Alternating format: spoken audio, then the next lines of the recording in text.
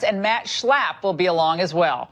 And 1 week after his fiery defense of Judge Kavanaugh became the rallying cry for conservatives, Lindsey Graham joins me tonight on where things stand now and where they go from here. Plus, an Ingraham angle investigation. We've been doing some digging into just how Christine Ford's name was leaked. Stay here for that.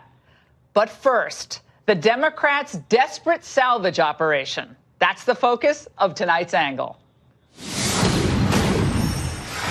After another week of delay in the Kavanaugh confirmation saga, the FBI supplemental report is in, and it appears the Democrats have lost another one.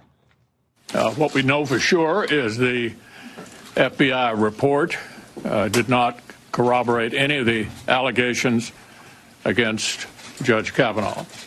Even the undecided Hamlet figure, Jeff Flake, said the report doesn't contain any new corroboration, while Susan Collins called it very thorough.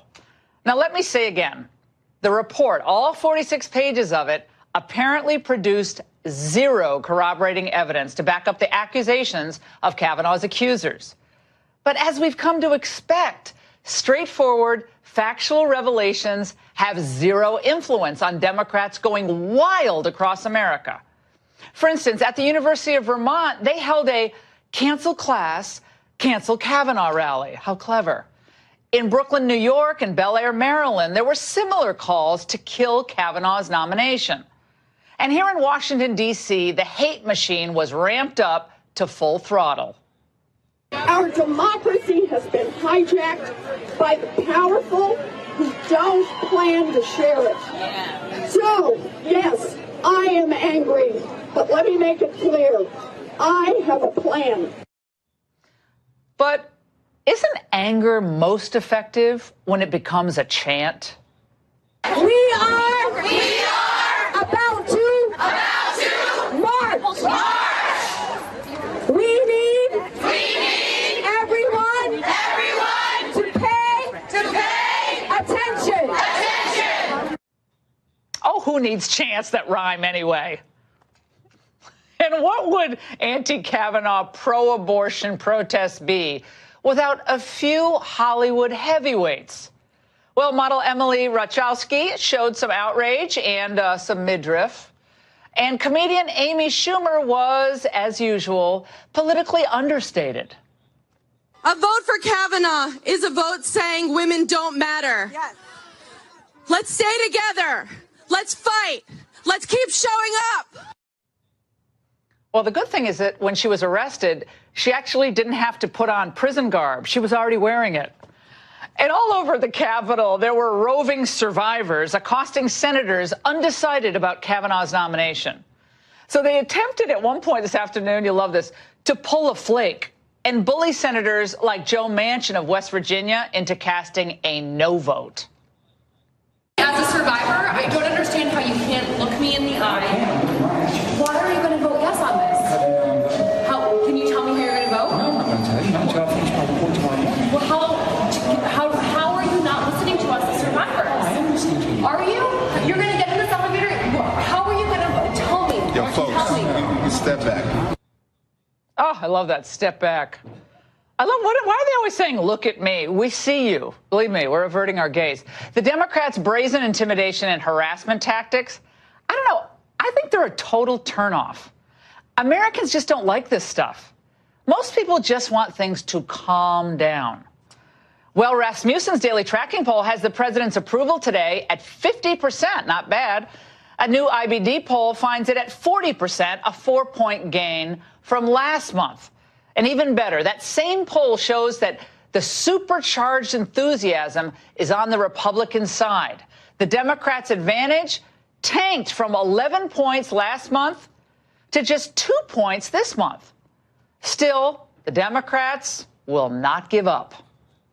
The most notable part of this report is what's not in it. As we noted by the White House, the FBI did not interview Brett Kavanaugh, nor did the FBI interview Dr. Blasey Ford. Given how limited these documents were and how limited the scope of this investigation was, We are reiterating our call that the documents with proper redaction be made public. Why shouldn't all of America see the facts? Okay, I think Feinstein should have worn a white scarf for surrender. Don't you think that would have been more appropriate? Well, Americans now have the facts. Democrats wanted a witch hunt, and it fizzled over a lack of evidence. The facts Americans will now focus on, I think, are the ones the left fear the most. The economic record of Donald J. Trump. Jobless claims have dropped to a 49-year low. We now have 4.2% GDP growth, with projections now to match or exceed that in the upcoming quarter. Manufacturing jobs, remember President Obama said they were never coming back, are growing at their fastest rate in 23 years. Trump's Republican Party is actually offering something called results, also on foreign policy, trade, the agenda that people voted for. Meanwhile, the Democrats offer Americans only this. Why aren't you brave enough to talk to us and exchange it with us? Don't you wave your hand at me. I wave my hand at you. When you grow up, When I grow up, we grow up. You and I grow up. How dare you talk to women that way? How dare you? That first, Senator, do you believe women? Is it over yet? Oh, there you go. Well, the door has closed, but Democrats are still howling or screeching, if you just heard that. Again, none of this is a governing agenda. It's just more chaos, or harassment, anger, and agitation. And you really want to vote for more of that in November? And that's the angle. And joining me now is Code Pink's Ariel Gold, a former clerk for Judge Kavanaugh, Jennifer Mascott, and a former advisor for both President Bush and Vice President Cheney, Mary Matlin. And first to Ariel. Got to go to Ariel. Democrats kind of complained that they wanted an FBI investigation. Now they got it. And now they're whining that it's not enough. What is enough? Zero corroborating evidence, 46 pages. Even Susan Collins seems to say it's very thorough. I think the real question is why so many women Republican senators are not caring about the experiences of women. And specifically, I was in Susan Collins' office tonight with a bunch of protesters, most of whom were her own constituents, and she refused to come and meet with them. So you just barged in? Is that your new tactic? Why shouldn't constituents be in the office of their representative? Well, were they, you know, that sound of the screaming earlier at the elevator? Do you think anyone finds that in any way enticing, influential, attractive, convincing? The screaming is not convincing. It's kind of just cover your ear stuff. I don't understand how you guys think that's working. Obviously, you flamed out in this event, in this effort. You guys flamed out. We saw over 300 people arrested today, thousands of people taking over the Senate building. This was people power, democracy in action. Do you guys have any jobs? Like, how do you guys do that? I know you're Code Pink. I don't know if you get paid. Do you get paid by Code Pink? I am on staff with Code Pink, yes. Okay, so you get paid to do this. I assume a lot of the other people there are either taking time off from work or their mommy and daddy are paying their bills still. Because I mean, how does that work? This affects generations to come. This is a lifetime appointment. I myself am the mother of 2 children. My daughter is 15, and I shudder to think of what this means for her, the message that she's getting. You're worried that your daughter will not be able to what? I'm worried that my daughter is getting a message from Congress that her experiences, that her safety is not important. But is it about abortion? So you're worried your daughter would not be able to get an abortion? I'm also worried that my daughter will not have the right to control her own reproduction. I just want to know what we're talking about. There are multiple things that I'm worried about with my daughter. Okay, that's fine. I just want to know what we're talking about. Mary Matlin, you don't do a lot of TV anymore, but you know Brett Kavanaugh. You've known him for years. He was the Bush staff secretary. It's not like he's a Trump Republican. He was a Bush guy, a Bush appointee on the D.C. circuit. But, Mary, you saw this play out today. There's a lot of enthusiasm, a lot of anger, a lot of agitation on the left. They feel like they have momentum even if they lose the fight against Kavanaugh. How do you see it? It's anarchy. This is not civil discourse. It's anarchy, and it's destruction of the culture. We're sissifying men. You know, in my day of feminism, There's always been like a virulent strain of a woman needs a man like a fish needs a bike. So we've gone from not needing men to Jay's feminists want to castrate men, emasculate men. You know what's going to affect generations of people to come when men are behaving like sissies and women are behaving like anarchists, and that's the definition of successful feminism. It's not, if you want to stand up for women, what about Ashley, sweet little Ashley Kavanaugh, who sat outside President Bush's office, the epitome of class and decorum. Brett, who had the hardest job by my estimation in the White House, as staff secretary, which requires absolute, unequivocal discretion and again, decorum. This huge record today, his friend Joel Kaplan, who's a friend of ours, is being attacked at Facebook. They're probably going to run him out of there because he attended the hearing of Brett Kavanaugh, whose wedding he was in and has been friends with for 20 years. People are really, this transcends politics, Laura. This is really, really about culture. And people are sick of everything from this idiocracy that's infusing and permeating every element of our culture, from football to public restrooms. You can't get away from it. Of the many... you cannot go anywhere. You can't go to a football game. You can't go to... No, you can't do anything. Because everybody has to be angry. Go ahead, quickly. Of the many incredible, miraculous things that President Trump has done, and this is nothing short of a miracle what he's got done, but he's done it in the face of constant thwarting and lying and fallaciousness and these virile attacks on him and his person and his people. They're chasing his cabinet members and his staff out of restaurants.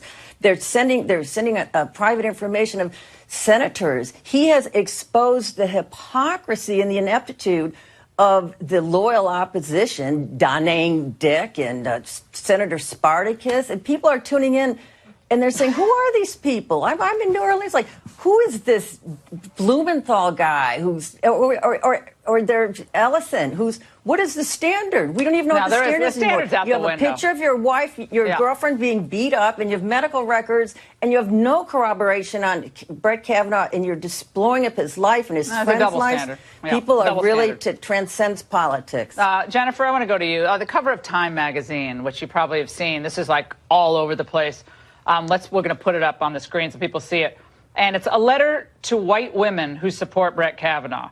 We need you to stand with women who are breaking the silence in spite of their terror and shame. I believe inside the bodies of some of those women who laughed at the rally were other impulses and feelings they weren't expressing. Time is short. Call your senators. Stop laughing and start fighting. That was Eve Ensler, of course. Vagina monologues, right? Vagina monologues, am I getting that right, Raymond? Yes. So it's kind of like, you white women, how dare you laugh at survivors? How dare you dismiss survivors? And that's kind of an emotional thing. If someone is a survivor of sexual assault, no one should laugh at them. Right, no one wants to laugh at them. Yet this is not how I think a lot of fair-minded people are seeing at least this particular case. So my background, of course, as you know, is I clerked for Judge Kavanaugh his first year, and he's an excellent jurist, and he himself has a lot of care for women. More than half of his law clerks were women. He's really done an amazing job of mentoring us, keeping up with us over the years. I know, we all know that. We've heard that. I don't mean to interrupt you, but anything that you saw when you were working for him, and he's a judge for 12 years, 12 times 3, 36 clerks, right? About? So, yes, 48. Or so? 48 yes. Clerks. Okay, so you had more than my time at the Court of Appeals. 48 clerks. Anything you saw in his behavior toward the more than half of the clerks being women would give you pause about the way he treats women? Absolutely not. Absolutely. Nothing. Character, no. Nothing. Character. Nothing untoward, nothing a little... Nothing anywhere close to anything like that. Absolutely gracious, patient, respectful, perfectly above board. So were you shocked to hear of these allegations when they first were leaked to the Washington Post? It was shocking. You know, Judge Kavanaugh, along the way, the entire time has categorically denied them. And, you know, they're totally inconsistent with everything that I've known about him or seen in his presence. And, you know, he's been an advocate for fair law and fair application of the law and for women and men and training up the next generation of lawyers. And I think if the Senate confirms him to the Supreme Court, he will apply the Constitution fairly and really try to look forward to justice for all Americans. All right. Ariel, what's next for Code Pink? You guys lost this round. He's going to get confirmed. What next? Well, we're not done, and we're going to be out there again tomorrow and the next day. Doing what?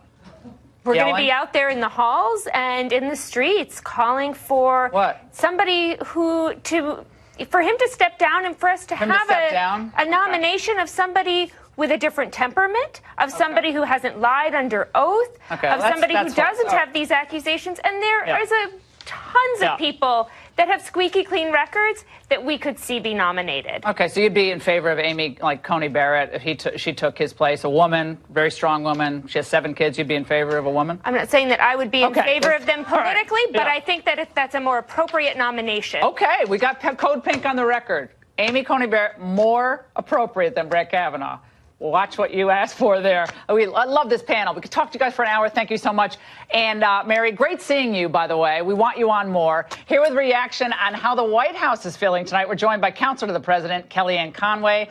Kellyanne, thanks so much for being here tonight, staying up late for us.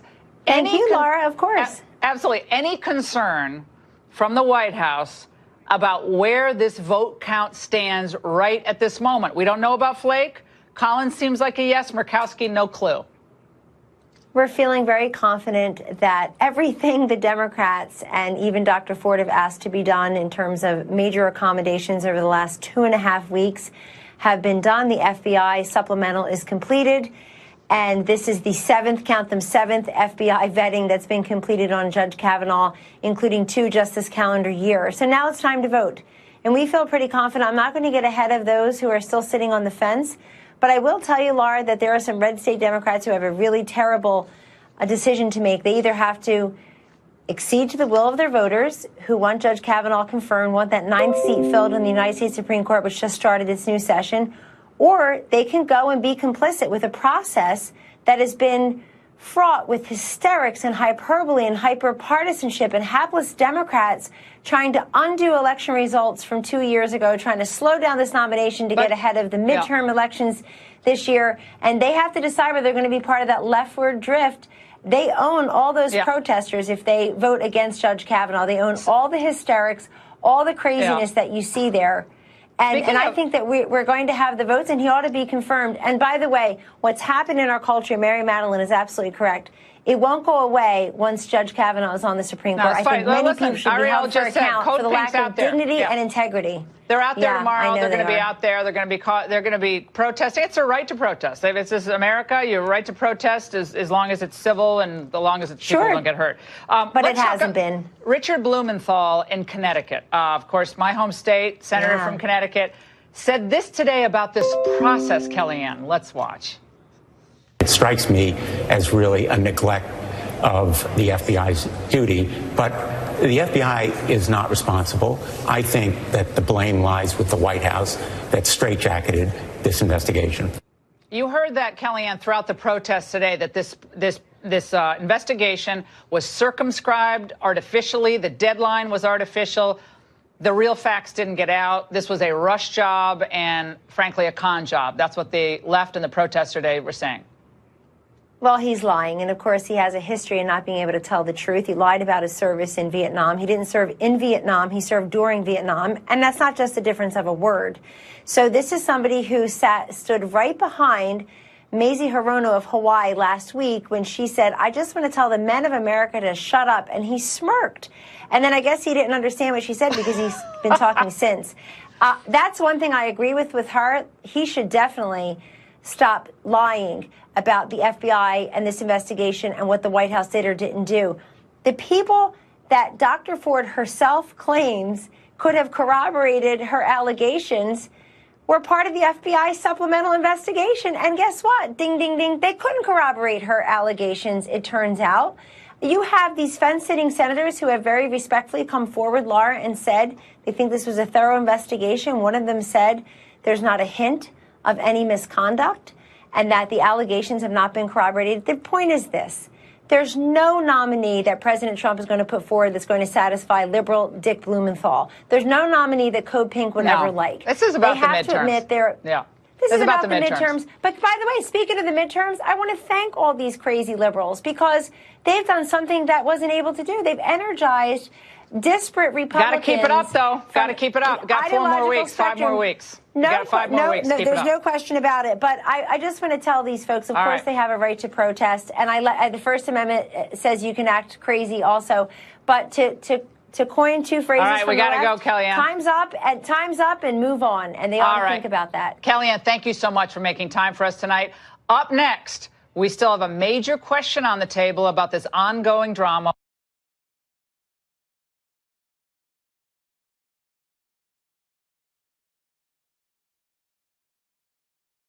As the confirmation vote for Kavanaugh looks set for this weekend, we can't forget what happened at the very start of this whole fight. Most importantly, how did reporters get their hands on Christine Ford's account in the first place? Now, the Washington Post says that Ford made the initial contact through the anonymous tip line. And only after she had built a rapport with the Post reporter Emma Brown did Ford decide to come forward and give her on-the-record account. But I want to play this moment during the hearing, which really jumped out at me when I first watched it, that I don't think is getting enough attention. Ford was asked about the decision to come forward and said this. Ultimately, because reporters were sitting outside of my home, a reporter appeared in my graduate classroom, and I mistook her for a student. And she came up to ask me a question, and I thought that she was a student, and it turned out that she was a reporter. The Washington Post, in a statement to the Ingraham angle tonight, reaffirmed that Ford came to them solely through their tip line, and that it was reporters from other outlets who confronted Ford at her home and place of residence. So where does that leave us? Back to Democratic members of the Senate Judiciary Committee. Now, remember, Senator Feinstein was confronted about possible leaks last week and had this kind of interesting exchange with Senator John Cornyn. Can you tell us that your staff did not leak it? Oh, I don't believe my staff would leak it. I have not asked that question directly, but I do not believe you know they that? would. Have you asked your staff or other staff members of the Judiciary Committee? Pardon me? Well, Jennifer reminds me I've asked her before about it, and that's true. Well, the Jennifer she referenced there is a woman named Jennifer Duck, her longtime chief of staff, who now works on the Judiciary Committee for the Democrats and seems to be the authority on the question of leaks. We take the Post at their word that their involvement in this story came solely through the tip line. But what we're less clear on tonight is how the other reporters found themselves in possession of Ford's identity. It's just strange. We reached out to Feinstein's office for clarity, and as of 5 minutes ago, they had not gotten back to us. Here to react, Howie Kurtz, host of Media Buzz right here on Fox News, and American Conservative Union head Matt Schlapp. All right, Howie, let's start with you. Assuming the Post is being honest here, how do we think all these other reporters found out about Ford and her account? Extremely strong circumstantial evidence that it came from Feinstein's staff, because staff members don't tell the boss, hey, I'm about to leak this. And look where the leaks went. First, it was the left-wing site, The Intercept, that found out about the anonymous letter. Then the New York Times said, oh, it's about a woman and some sort of sexual thing. And then it was a BuzzFeed reporter, also a liberal site, that went to Ford's home and Ford's where she was teaching. And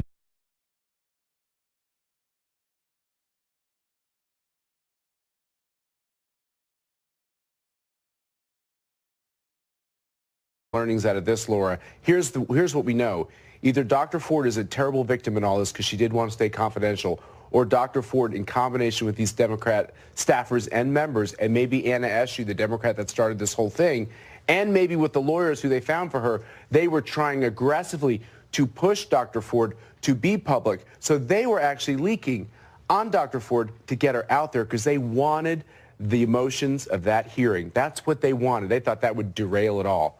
They got the opposite. Yeah, Howie, the Washington Post responded to us today by saying no one leaked anything to us. She ultimately decided she was willing to put her name on the record after reporters from other outlets appeared at her home and workplace, at which time we chose to publish her story. Again, does that ring true? It is true that the Washington Post didn't go with the story without it on-the-record interviews and saw the therapist notes and all of that and tried to do a legitimate investigation. But I've covered so many of these stories, Laura. What happens is that it becomes like an open secret. A source tells one reporter, maybe a source tells two reporters. Reporters talk to each other. Nobody quite wants to go with it because it's an explosive allegation. They don't have the complainant on the record, but eventually gets out there and somebody goes and tries to ambush the person or hang out or stalk them, and that's how it eventually hits print. And I believe that Christine Ford was sort of pressured into going public, which she clearly did not want to do. Okay, there's another exchange we have to focus on. This was also regarding the, was it the triangle? What is it called? The Devil's Triangle. Devil's Triangle, thank you. This was Chris Cuomo and Don Lemon last night. Let's watch. How does he sign it? He signs it FFFFF. Boy, he sure loves making fun of that stuttering guy. That's not stuttering. That's what he says it was. That is not stuttering. Again, do a Google search. That FFFF is not stuttering, okay? And Devil's Triangle is not a drinking game, all right? He knows that. Everybody else does, except for maybe some senators who want to believe him. Other tweets. This is really fascinating TV. Other tweets. If Judge Kavanaugh is shown to have lied to the committee about Jeff Flake, it's over. Jeff Flake. Oh yes. Oh, it turns out, of course, it was a drinking game, and other friends of Kavanaugh, I guess, in sworn statements to the FBI. It looks like in this report, like, yeah, this was a drinking game, guys. Apparently, you're a bunch of geeks and never played it. You got to give Don Lemon a lot of credit. He seems to know a lot about this. He accused me the other day on the show of being a racist because I had been criticizing Kamala Harris and Cory Booker for their outrageous behavior. It's like what passes for news. No, it's racism. Oh. And but it's okay to pick on a Catholic. That's one thing that we've learned in this whole process. And I just think that why don't we just cover the fact? I'd love to know his jurisprudence. What's his philosophy? Drinking games, Devil's Triangle. Didn't he say that Malaysian jet went down in a black hole some months ago? That could be racist too. Yeah, no, he said it was like could it have been a black hole or something? But I'm much more careful with my Fs. Yeah, exactly. There's a lot of Fs. I'm not going anywhere near that, guys. Fantastic segment. We're going to stay on the leak issue, by the way. Ingraham Angle investigation will continue. And 1 week after his explosive Senate remarks became the rallying cry for conservatives behind Judge Kavanaugh, Lindsey Graham stops by, tells us where things stand tonight. Don't go away. And galvanize the GOP's efforts to rally behind Judge Kavanaugh is Lindsey Graham. And 1 week after his fiery call to arms, and I loved it, the senator is feeling more confident than ever after reading the FBI report on Kavanaugh. Senator Graham joins us now to talk about that and what's next. Senator, thanks so much for being here tonight. What other games can we expect from the Democrats before this thing goes to the final vote? Think of the dumbest idea and they'll do it, whatever that is. If they ever write a book about overplaying your hand in politics, this is in the first chapter. The FBI report, supplemental background check, they interviewed 9 people. They followed the direction of the 3 senators who asked for more FBI investigation. It came back very good for Judge Kavanaugh, and I would expect these 3 senators will vote yes. I hope they will, because that's what they asked for. The complaint from the left, there are a lot of them. And we have a few senators, a few of your friends and others who comment today. Let's watch. It's obviously a cover-up. The Trump White House, working with the Republican leadership in the Senate, have deliberately circumscribed this investigation. They're making a mockery of the constitutional requirement that the Senate provide its advice and consent. That report, if that's an investigation, is a bull investigation. The reality is that is not a full and thorough investigation. It's not full, it's not thorough. They didn't interview Kavanaugh, Ford, or Deborah Ramirez's second cousin twice removed. To my good friends, this is advise and consent. This is your view of the Senate's role, is to take a good man's life, turn it upside down, betray Dr. Ford's trust, do everything in the world to destroy him, to hold the seat open past the midterms. That's not advise and consent. That's despicable. It's going to blow up in your face. I hope it does, because it was wrong. He's going to get on the court. They have no idea what the FBI supplemental investigation was about. They made up their mind to vote no before anybody said hello. So here's what the 3 senators asked for. That the people named by Dr. Ford be interviewed by the FBI, just not the committee, and Ms. Ramirez be interviewed by the FBI. That was done, plus 5 other witnesses. The results are in. Senator Collins and Senator Flake said they thought it was thorough, they thought it was fair, and these two people who are my friends have no idea what they're talking about. And let me tell to my friend Bob, what y'all have done is bull. Senator Schumer talked about the emotion that drove Christine Ford and the country rallying behind her, and it seems like he's taken this into kind of a midterm pose. Let's watch. Yeah. Dr. Ford came forward and won America's hearts. And our Republican colleagues were upset because that might derail their headlong rush to put Judge Kavanaugh on the Supreme Court. Your headlong rush, you're rushing this because you want to get it through as fast as possible. Could be more of an investigation. Right. But this was emotionally based. And you saw those protesters today on Capitol Hill. Lots of women. They took over the Hart office building for I don't know how long. But, I mean, they promised that they're going to keep doing this, Senator Graham. They're going to keep hassling you guys in elevators and cornering you in the halls. And the protest culture, which I talked about at the beginning of the show, is going to continue. Well, it won't work with me. I think my colleagues feel offended. As to Senator Schumer, I've never been more disappointed in you and your party. You're the ones that knew about Dr. Ford's accusations in July. She requested to remain anonymous. It was somebody on your side who leaked it to the press for a political purpose. Somebody, her own lawyers who were advised to be appointed by Senator Feinstein, the most politically active person on the left, apparently never told Dr. Ford that we had gone to California to avoid her any embarrassment. Please don't use and abuse this woman anymore. Her accusations have not been corroborated. Time, place, location, we don't know any more now than we did before. The people she named says they don't know what she's talking about. So it really offends me that Senator Schumer would continue to abuse Dr. Ford. They're the ones who are playing politics. I voted for Sotomayor and Kagan, never thought twice about it, but I'll tell you right now, this is the defining moment in the 2018 election. This is unfair. Let's talk about repercussions for what happened. Okay. Either the filing of false affidavits, right, if that can be proved, possible, obviously, civil case defamation. But back to this leaking issue, which we talked about on the show tonight before your appearance.